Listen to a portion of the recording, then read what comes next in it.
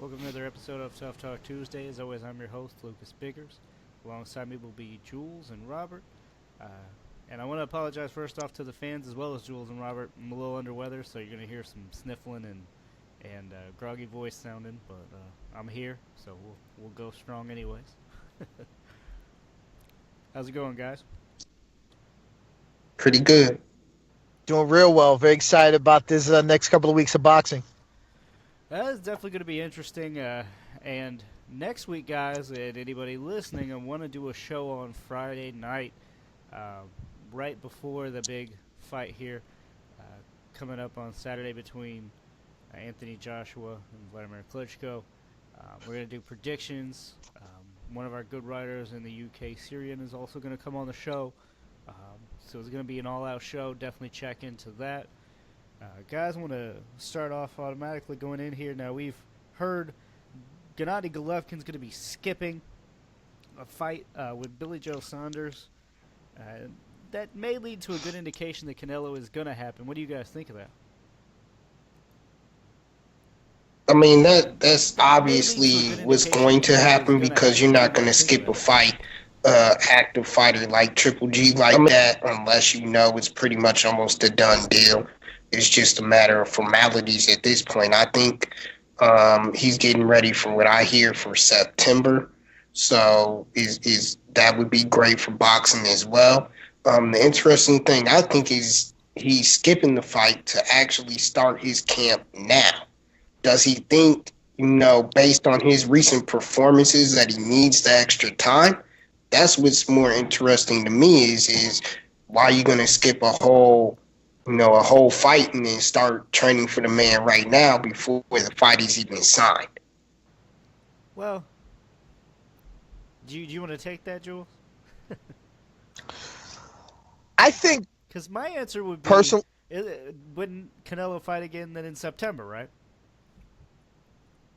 yeah. I mean, he usually fights twice a year, and I think Mexican days. one of the things, one of the things that they always try to do is, as you just said, Lucas, is obviously do the Mexican holidays.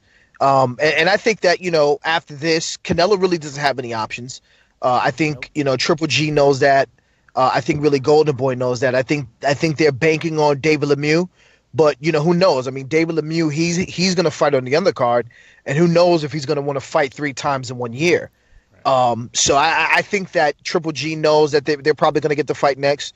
And I personally think Canelo and Golden Boy, even though they're saying on the contrary, I think they know that's the most lucrative fight after the Chavez fight. So I can see why Triple G just saying, you know what, I had a tough fight with Jacobs. If I fight Billy Joe Saunders, who knows how that's going to pan out, and then fight Canelo in September.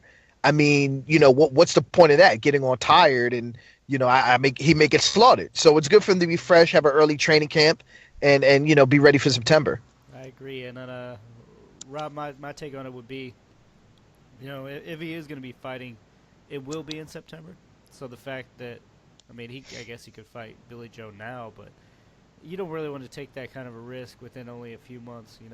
He's got to get in shape now, and it's going to be the biggest fight of his life. So yeah, I can see why he would cancel out of a fight with Billy Joe Sanders, even if he thinks it's going to be an easy fight, which I don't think it would be easy necessarily, but I would see him and obviously favor him winning that fight. But no, I definitely see why he would fight. However, I don't think, guys, that he would cancel unless he had something already in stone. So I think it's already signed. We're just waiting for Chavez Canelo to be over with to get the okay. Exactly. And I mean, Canelo already announced that he's going to be campaigning at 160, 168. He said he's actually going to finally go up to middleweight, which makes To sense. middleweight. Yeah. Right. Which makes sense. Because he's never fought at 160, yet you were fighting at 155 before, hold a middleweight title, and then you jump up to 163, 165, something like that, to fight Chavez. It just doesn't make sense. So for him to return to 160, I think he's going to be there for some time now. He's getting too big to keep shrinking down to the 154, and it's going to end up hurting him in the long run if he continues to do that. Yeah, so I mean, I think with both those things coming into play, I think it makes sense for a fight with Triple G in September. I'm going to go out on a limb, guys. I'm going to predict it now. Golovkin's going to be in the stadium for Canelo Chavez, and then he's going to enter the ring after Chavez win or Canelo wins, and then they're going to make the deal happen right there. Say it's announced, and just go ahead and go from there. Say it's going to be in September, and we'll see the fight that we want to see. And start the trash talk then. That the Tough Talk Tuesday before that fight, Canelo Golovkin, that's going to be one hell of a thing because I think our predictions are going to be all over the place. I know quite a few of you are going to pick Canelo, and I know quite a few of you guys are going to pick Golovkin, and I can call him out by name now, but I'm not going to do that. I want to get everybody on for that show. I mean, if when that happens, Rudy, Hector, Syrian, everybody's going to be coming on that one. We got to get that one really popping. Now, guys, I know you've heard a lot of trash talk going on between Andre Ward and Sergey Kovalev. Is Sergey Kovalev trying to sell the fight, or is there something a little bit more hateful going on?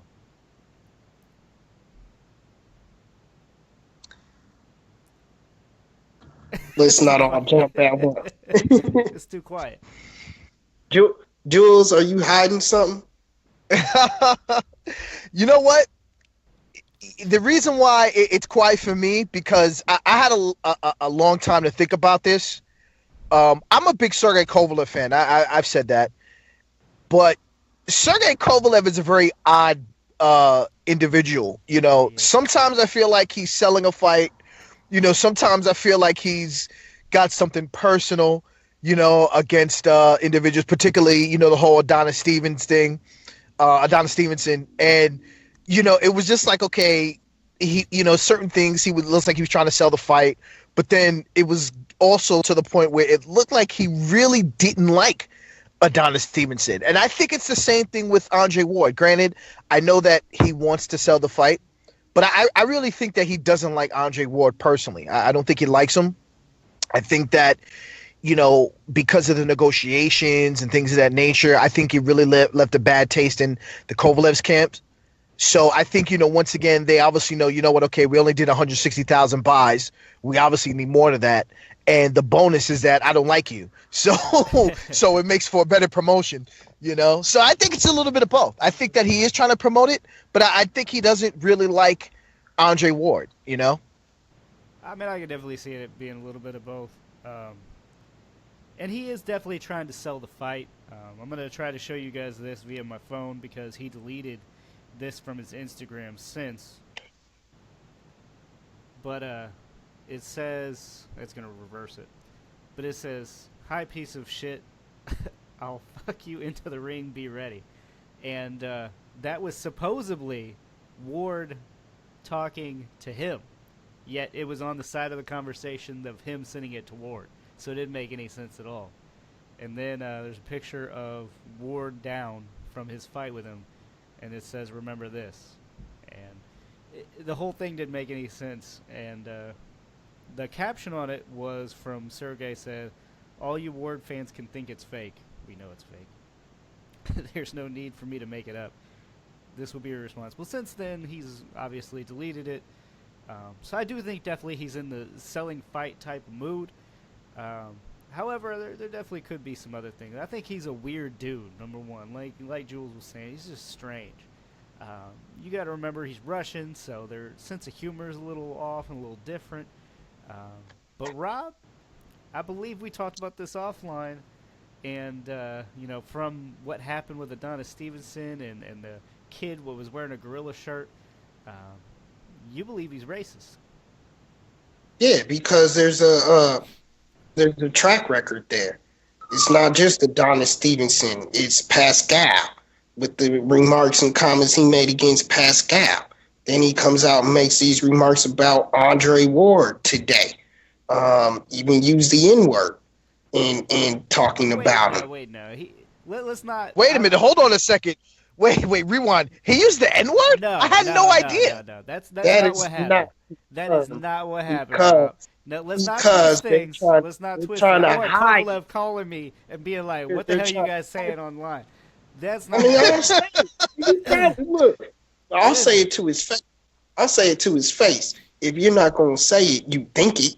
He didn't. I He didn't say it. guarantee- Number I one, guarantee you, he can't tell me he's not thinking it. all he did is repost something that somebody else created, and That's an excuse. That's the excuse they try to use. no, I seen it way before Kovalev retweeted that or reposted it on his Instagram.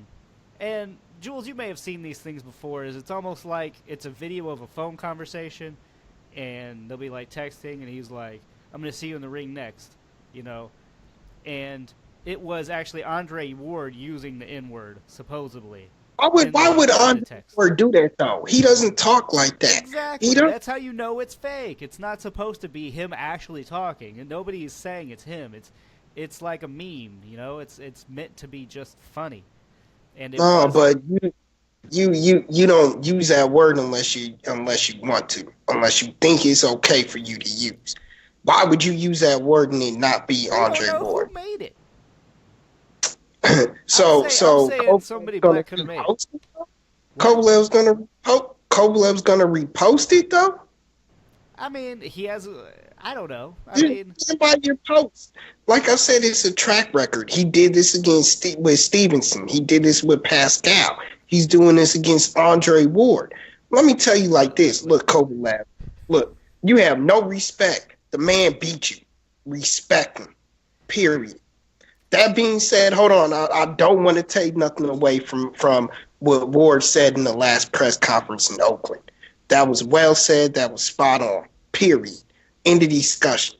I don't care what y'all say about Andre Ward, fan favorite or not, fan friendly style or not, doesn't promote fights or not. The man is a warrior. Period. He's a true champion, and what he said proved it. And Jules, you know what I'm saying. What he said proved it. I don't care what you say. Basically, he's saying, I don't care about the money in selling fights. I care about backing my talk in the ring, which is winning. Okay? So Kovalev and Kathy Duva sits here and wants him to talk all this trash to sell this fight for what? For what? The fight really should sell itself. It really should. But come on now. Who's he trying to convince as well? Was he trying to psych Ward out and think he's going to beat him before he gets in the ring? All this is doing is just filling that fire from Ward. All they're doing is just making this ass whooping that he's about to take even worse. Now look, I disagree. I think he has to sell the fight for the reason of what you just said. He doesn't try. Ward does not try to sell fights. You have two of the pound-for-pound best fighters in boxing. Normally, you're right. That sells itself. But unfortunately, it doesn't in Ward's case. In Kovalev's case as well, because he's part of this fight. But you have a fight that sold what, guys? 150,000? 160,000, which is pathetic. It's really bad. For 2 pound, yeah, for 2 pound for pound fighters. For 2 pound that's for pound that's fighters, yeah, terrible. That's horrendous. And excuse me. 2 pound for pound fighters in their prime. Sorry to interrupt. That's right. Not just 2 pound for pound fighters. These guys are in their prime. 160,000. That's unheard of in boxing. 2 guys in their doing less than 100, less than 500,000 buys. That's unheard of. It's their personalities. I mean, really, they have to sell this fight. That's the point I'm trying to make, Rob. The second thing I wanted to say was I would completely agree with you and say Sergey is a racist if he used the N-word. However, he didn't imply that he called anybody that. It was really even somebody calling him that. So it's a play on words. I don't think he created it. I don't think he knows the person that created it. I think it was just a meme.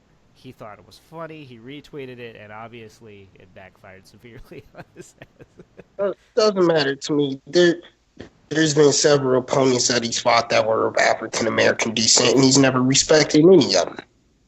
He's never did show. I mean, I don't know. I think And I think he tries to disrespect like in the build up to a fight, but I don't think after that, besides Pascal, they really did not like each other. Pascal, Stevenson, Ward, he's never respected them. And let me tell you on the this contrary, on the contrary, sorry to interrupt though, Rob. I mean, I think with Kovalev, granted, I'm not disrespecting anyone who may be a racist, but for me, it's odd. Like, I don't know because number one, Lucas, I kind of feel like I'm leaning towards what you said about Kovalev being Russian to have a very weird sense of humor, because once again, case in point, I think it was either Stevenson or Pascal with Kovalev had a gorilla shirt on. And saying that I think it was Donna Stevenson. This was Stevenson, right? Yep. And, Kovalev said, listen, we know you don't call another black man gorilla. We know that, right? But at the same time, Kovalev really just didn't know. He didn't know the etiquette in terms of saying, like, that, calling another black man a gorilla, you know what I mean, is very offensive. Because I feel like, why would this guy be a racist and he has John David Jackson as a trainer? It just seems kind of weird. That was going to be my next point. You are not a racist if you hire a black trainer. I mean, you have to be day in, day out. I mean, come on. Yeah, and same as the maids and the slaves back in the day. You had to live with them and be with them day in and day out. Rob went there. Okay, so he doesn't care. John David Jackson is just the help. Why you think he didn't want to hire train Kovalev at first? Because of the weird sense of humor and all of that. Because Kovalev don't give a shit about nobody but himself. I'm sorry, but end of the day, period, you need to respect your opponent. End of discussion. And he acts like he doesn't have respect is this for. Really coming from a Mayweather fan right now? You really talking about respecting people? I'm talking about Kovalev. Second of all, let's talk about Mayweather then. If you're going to say all that, I mean, you can't base it on one person. That makes you a hypocrite, Rob. This has nothing to do with Mayweather. Mayweather is retired. You don't need to talk about Mayweather right now. Look, let me ask both of you a question. Period. End of discussion right here. Because it don't concern you right now. It hurts your where you were going, huh? Go ahead. No, Kovalev needs to have some respect. Period. End of the day. But let me ask you both this question though, because we're sitting here, you guys are sitting here talking about pay-per-view buys and money. Do you really care, or do you care about seeing this fight made and won? Well, I don't give a shit about money. It ain't my money. I'm not making money. All right then. So let's stop talking. If Ward doesn't care about the money that's lying in his pockets, that's Ward's money. Kovalev cares though. Ward may not. Maybe he has other things besides the fight getting the money. But Kovalev, on the other hand, does not have a deal with Jordan. Does not have a Mountain Dew deal or some shit. He doesn't have anything else. The fight is all he has. Well, then all he's doing, you know what, to play like a fool. And also, I mean, listen, let's be honest, Rob. If you were to ask Andre Ward right now, okay, would he like to have the same numbers that Pacquiao Mayweather did if he could fight Kovalev? He's gonna say yes. I don't care what he says. If he could, if you ask Andre Ward, would he like to make $300 million in one fight? He's not going to say no. I don't give a damn who you are. I know that, boxing, it's all about, the pride and the championships. I understand that. But like a matter of fact, to quote Mayweather, this is called prize fighting. You know what I mean? I fight for a prize, and the prize is the money. And I don't see Andre Ward not caring about the financials. As a matter of fact, from what I understand, the whole thing about the rematch from both sides, particularly Andre, was to make sure the contracts were right. So we know that's financial too. You know what I mean? So we can't say that Andre Ward doesn't care about the money. It may not be his sole interest, but I'm sure that Andre Ward would be very happy if he knows that the pay-per-view buys this time did 500,000 to $1 million as opposed to 160,000 buys. Definitely. And, he's going to put on the type of quality show that'll be worth it. Andre Ward would tell you that stuff with Pacquiao and Mayweather, all that money that was thrown at their way and the performance we got was ridiculous. He wouldn't put out that type of performance. He would put out Right. his top-notch stuff. I mean, it's it's hard to say. I mean, he doesn't want to sell a fight yet. He wants to make sure that the contract money is right. Well, it's kind of the Bradley effect. I mean, you get no respect because you don't run around talking crazy at your mouth, but you can't really expect to sell fights. I mean, even if you gotta fake it, fake it. Say something crazy. Call somebody out. That just doesn't happen with Ward. Kovalev doesn't have a problem, saying who he wants to fight next. And I saw Kovalev win. Jules, I think you were kind of back and forth. And Rob, you're a Ward fan, so you automatically went with Ward. But I can't call him a racist. I mean, I know there were other things going on. Apparently, he also met Clarissa Shields and said some off remarks, something along the lines of like women should be in the kitchen, something of that. But then he also admitted that he was afraid of her, that she was a really good boxer. So then he made fun of how Russian women look after they box and they get punched or something like that. He's just very odd, is what I believe Jules was saying. I think he's just a weird cat, and there's a big culture difference as well. Say what, Rob? He's inappropriate, is what he is. I'm not saying he's not slightly inappropriate. Obviously, if maybe he doesn't know our customs, maybe he does, and he's just getting away with it because he is Russian. But you don't say stuff like women deserve to be or women should be in the kitchen. That's just he's got to be smarter than that if he knew. But I would like to think that he wouldn't say some shit like that if he did know. And you never know, he may be taking a different route, saying, you know what, if I can't get people to root for me, I'll get people to pay to see me get my ass whooped. It worked for Mayweather. You know what I mean? True, and I mean, realistic. He could be playing that. He could be saying all these things, and people will pay to see him, get his ass whooped. And he's going from 160,000 buys to 500 to 1 million. So who knows? Honestly, I don't think he's going that way either, but but he definitely could. I mean, if he wanted to spout off some racism and racial slurs, I'm pretty sure that the pay-per-view buy would go up. You want to see a racist get beat down? I mean, I think that would sell some tickets. But he's gone back on some things. He's deleted some things that he shared, including the thing that you were talking about earlier, Rob, that was using the N-word, has been removed. So I think he realized, like, oh shit, what I do. Went back and corrected it, but not sticking up for the guy because nobody can say for sure. I mean, maybe he does know and he just doesn't give a shit. Who knows? I mean, we got a lot of under the radar fights this weekend. Oscar Valdez versus Gilberto Ramirez. And that's say what? They're both on the same card. Sorry. Right. Oscar Valdez and Roberto Ramirez are on the same card. They're not fighting each other. Right, but they're both in action in that top-ranked pay-per-view. And Shakur Stevenson is actually making his pro debut. Are you guys? I mean, I like these fights, but again, pay-per-view? Why? Because it's top ranked. To be honest, that's really why. Wants that money. Yeah, he's top ranked. Bob Arum thinks he can solicit his own money there. That Oscar Valdez fight is really under the radar. He's fighting a well worthy opponent for him. It's going to be a good action fight. He's going to have to prove himself in that fight. So I do like that. Gilberto Ramirez. Look, the only reason why Roberto Ramirez isn't top-notch elite fighter yet is because he's with Top Rank. So he doesn't get no opponents. He should be getting top-notch class opponents right now in his career. This kid's really talented, really good, but he doesn't get no opponents with Top Rank. No.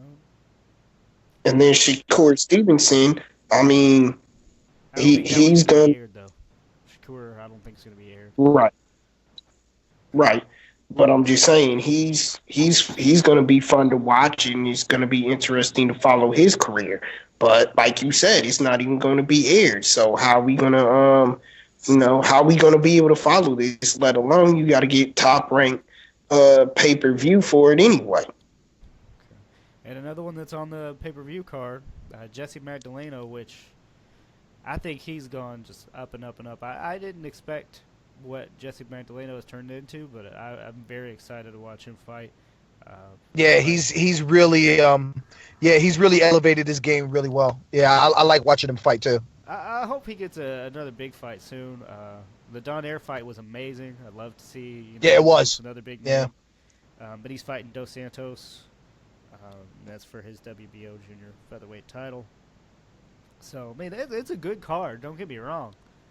It seems more HBO worthy though than a pay-per-view. But I think Top Rank was more like, screw Showtime, screw HBO. I'm gonna do my own thing, and Top Rank is just trying to air their own stuff. And you know what? If it's not like crazy expensive, if they're doing a $60 price tag on it, yeah, they can kiss my ass. I'll probably watch it on YouTube in like the next day or so. But if they don't have a crazy price point on it, sure, I'll pick it up. I think a lot of boxing fans will, as long as it's, like I said, not something crazy. Of course. Well, I just got my new Discrambler device, so I'll pick it up on that. You might not want to say that on the internet, Rob. Yeah, Rob, don't say that live, man. FBI looking for your ass. Exactly. They're gonna be like, yeah, let's turn into Tough Talk Tuesday. See what else Rob has up his sleeve. See if he has a weed man. Exactly. Look, don't say nothing yet, y'all. I ain't filed my taxes yet. All right. This weekend we got Porter and Berto. I did tweet out earlier.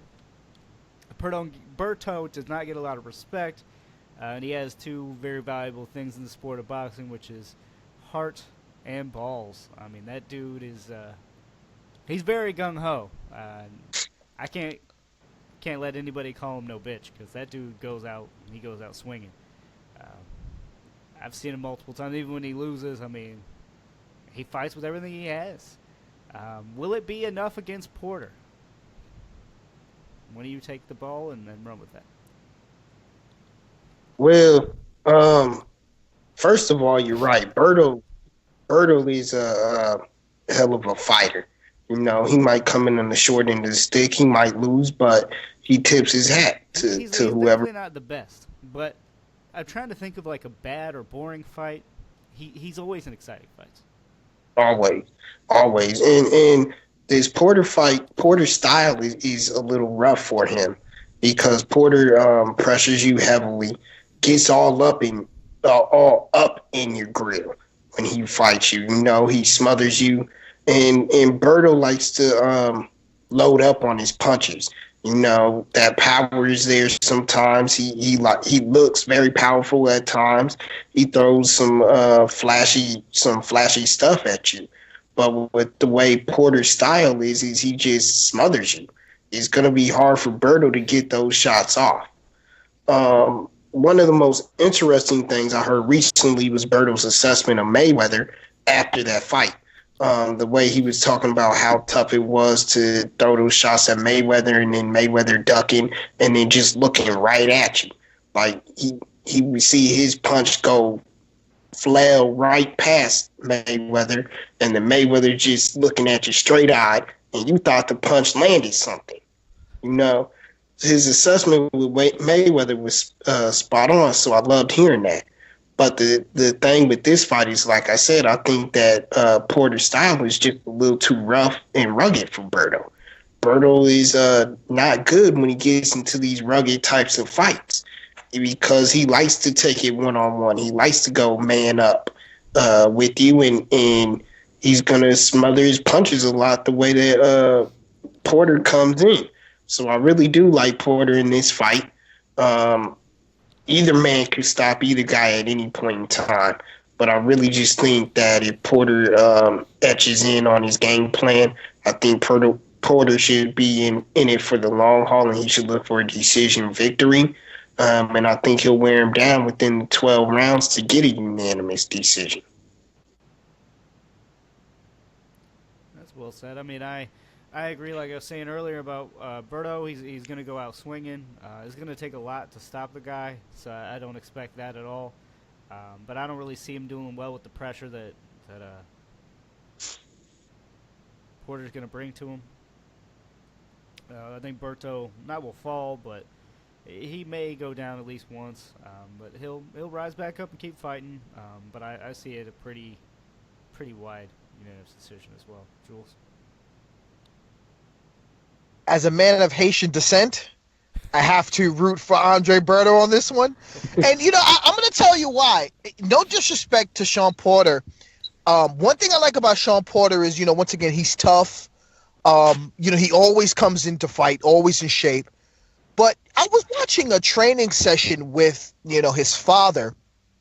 And one of the things I noticed about Shawn Porter is that they don't work on boxing technique. And what I mean is that, they're doing a whole bunch of conditioning. You'll see one clip where, he's sprinting uphill and he's throwing punches after. But they're not working on like angles, they're not working on head movement. They just I feel like they say, okay, well, Shawn Porter's toughness and his conditioning got him a championship, so we're just going to keep doing that. And I think with Berto, him being with Virgil Hunter, I feel like they work more on strategy, picking shots, and more on boxing strategy as opposed to just being in shape. And I think that with Porter is not evolving, in my opinion. Yes, he's been able to bully guys like, Paulie Malignaggi, but when he had to kind of show other things such as, being able to box or having a game plan against guys like Kell Brook or, at Thurman at times, I felt like he didn't show that. And I think that's going to be his downfall against a guy like Berto.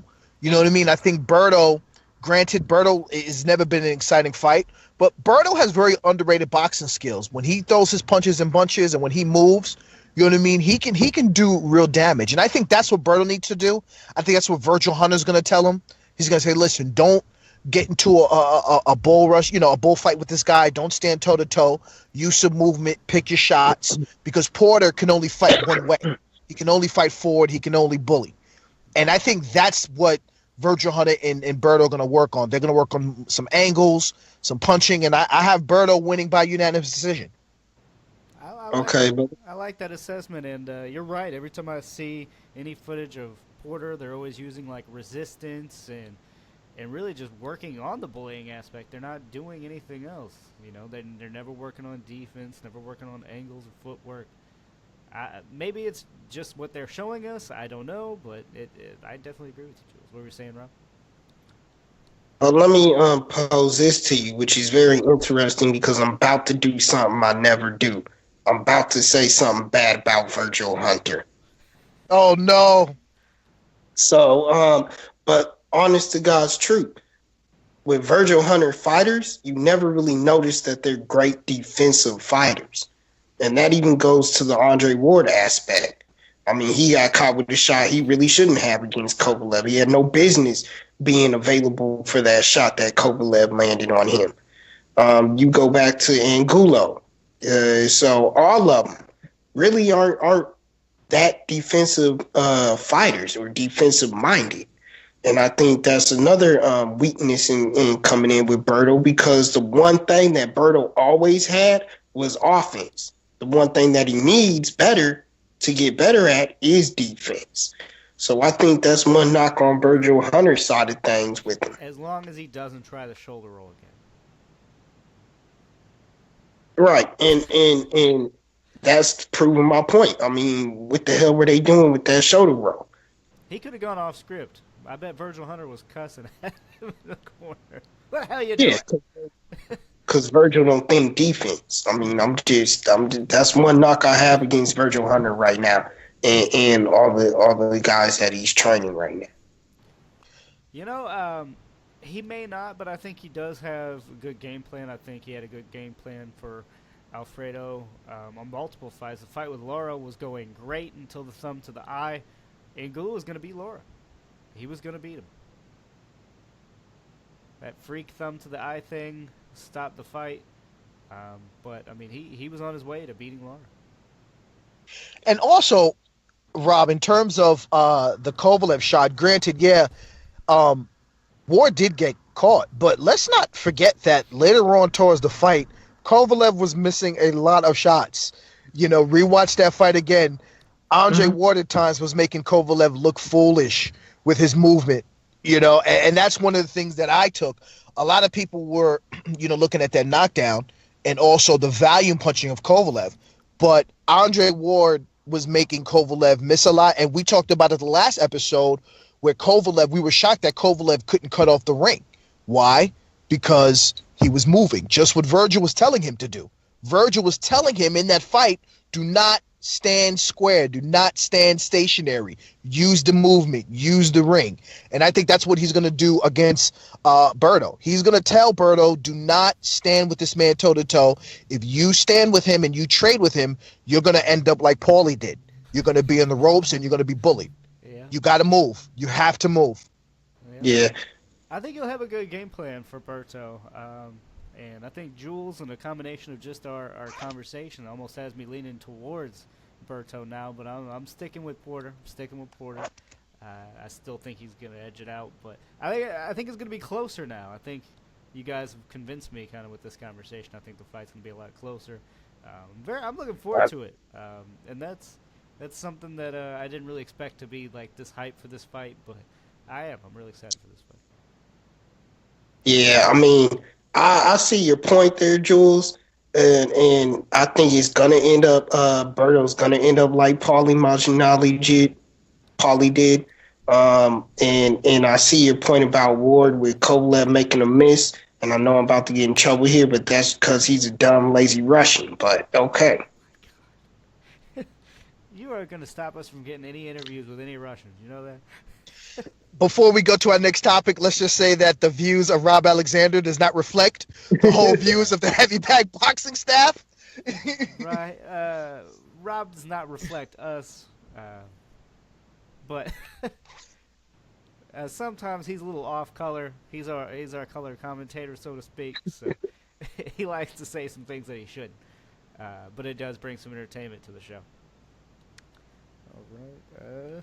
I mean, that's about it, guys. Is there anything you else wanted to touch on? I had kind of one other thing, but I'm saving that for the end. One other fight. Actually, yeah, there is. Yeah. Are you talking about the other fight for the undercard? They have Jermell Well, Charlo versus under Charles Hatley for the WBC no, junior middleweight title. I'm talking about the fight in the UK. Rosado versus Martin Murray. That ain't this weekend. Yeah. Jules, he right? You know what? Actually, I believe so because they're doing they were doing the campaign for it this weekend. Rob, you may be right. Yeah, that slid under the radar for sure. Yeah, you're right. You're right. As a matter of fact, because I follow Martin Murray on Twitter, and he tweeted it. I like both guys, and I hate to go against him. I don't know. I'm thinking Martin Murray kind of comes off with this one, and it's going to look similar to Lemieux. You know, Rosado always has shine in every fight. He even had some shine against Golovkin. I mean, he's just a warrior. Dude can fight, but I think Murray can deal with him. I think Murray may even get him stopped. He has a problem with that same eye opening up. I think he may open it up again, and Doctor calls a halt to it. But tell me what you guys think. I believe Jules is Martin Murray too. Are you not, Jules? I have to say yes. I knew it. You know, yeah, but listen, Rosado's a tough guy. I'm gonna agree with Lucas. You know, he's always been tough. You know, especially with you said with the Golovkin fight. You know, he's a tough guy. Even though the Willie Monroe fight was extremely disappointing, I thought it was going to be more action than what it was. He's a warrior. I give him a lot of credit, but you know, Martin Murray, man, he's a tough fighter, tough competitor. You know, I've always been a fan of him, you know, since he fought Sergey Martinez. And I think one thing about Martin Murray is that he's a boxer, but he also knows how to brawl as well. And I think he is just going to be probably a little too much for Rosado. He'll know when to brawl. When it gets too out of hand, he's going to know when to box. He's going to know when to move. And I think it's a size advantage. I think Martin Murray is the bigger fighter. I think that's really what's gonna come down to it as well. And I see probably a late round stoppage. Yeah, I mean Rosado, he's kind of like that blood and guts guy. He's the kind of a Gotti like guy. He likes to fight, and he ends up bleeding in almost every fight. You love to watch him, but I honestly can't say that I think he's going to win this one. Rob, are you siding with Rosado? Look, Rosado knows he has to do something drastic. He knows he had to get better. He took some time off. He was in some hell of a fights, some wars. Even with that Triple G fight, yeah, he got his ass beat, but he did land some good shots in that fight as well, coming back. Charlo embarrassed him the worst. Lemieux, I thought that he fought very well up to the point in time that he got beat by Lemieux. Wait, Charlo embarrassed him the worst? I believe so. I believe Charlo that was almost a draw. I mean, that fight should have been like a clean. Charlo? Yeah, I have to agree. Yeah. Yeah, that fight with Charlo should have been a draw. In fact, it was close. Charlo admitted that Gabe should have won. Not Quinlan, but Peter Quillen. Well, yeah, Quillen, I could see he was, it was a bad circumstance issue there, but Charlo, I thought, embarrassed him. No. Took him to school, I thought. No, but I mean, teach his own. I think it was a very close fight, though. But either way, I'm just saying, I think Gabe has something in him now. I think he has rest, well-needed rest. I think he'll come in the main issue with Martin Murray is what he's going to bring. You know his style. You know the way he comes to fight, and he fights the same way every time. With Gabe, you don't know. You really don't, especially with him being out of the ring that long. I think he's going to have a thirst in there. I think he's going to have a hunger, and I think he's going to give it to Martin Murray. I think that he'll get the decision, and this will probably be, unfortunately for him, but it will probably be the biggest victory so far of his career. I'm going to say this about Rosado. He was thrown to the wolves very early in his career. I think if he was brought up correctly, we would be talking about Rosado in a whole different light.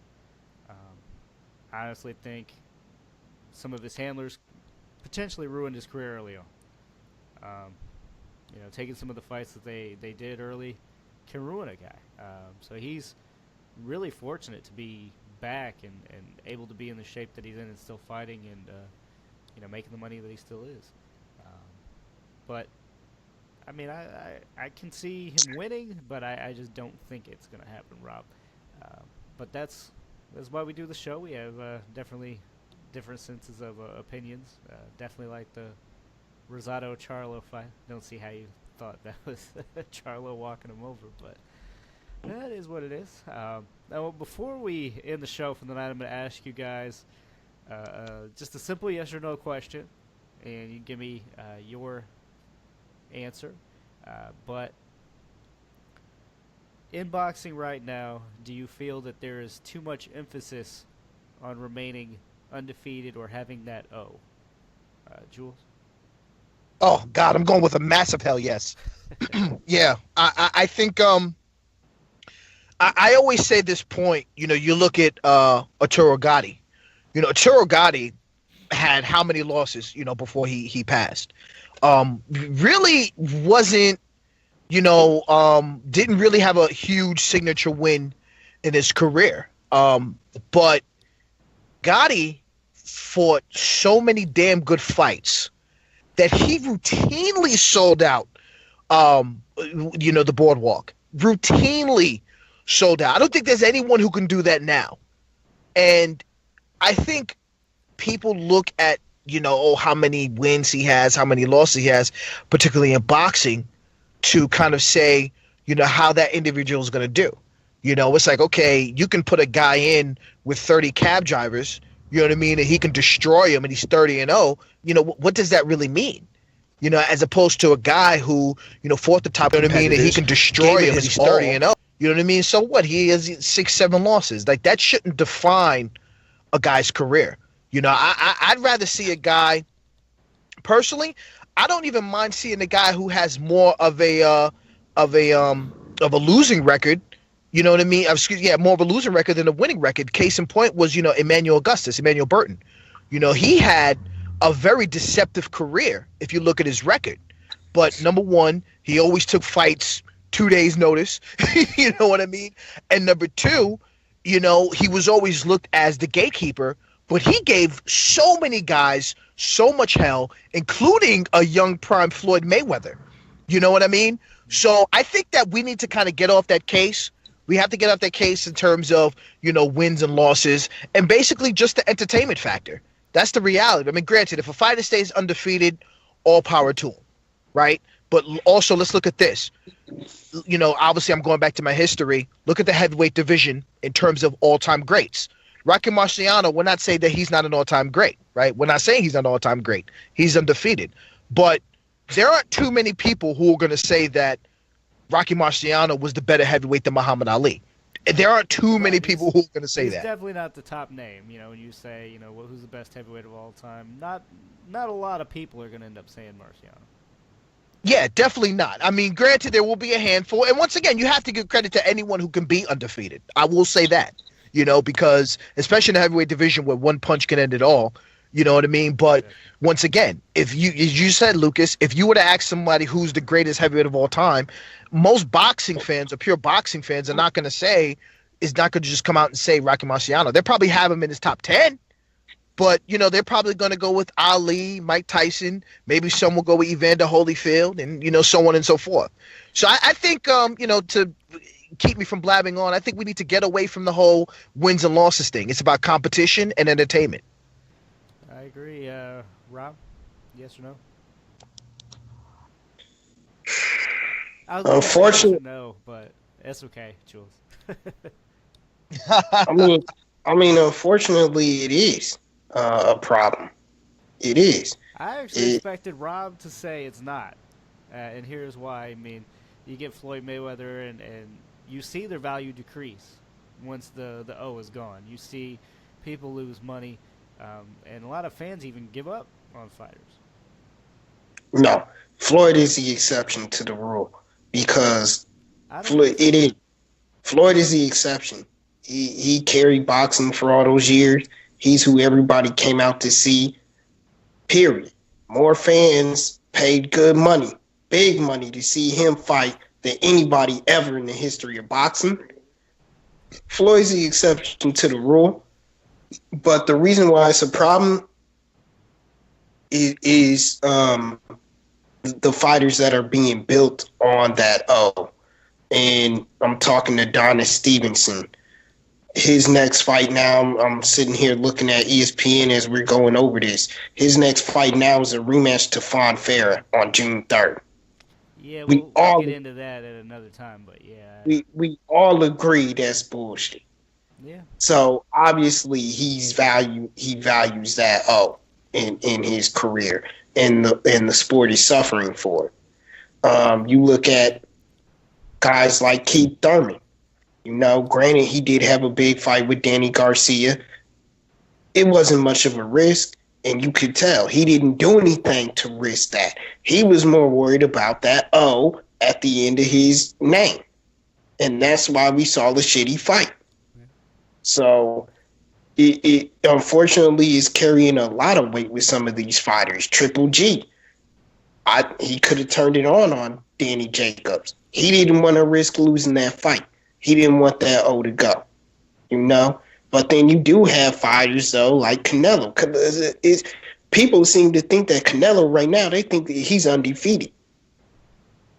Is he undefeated? No. He lost. Because he lost to Floyd. So to Floyd Mayweather. Yeah, he's undefeated.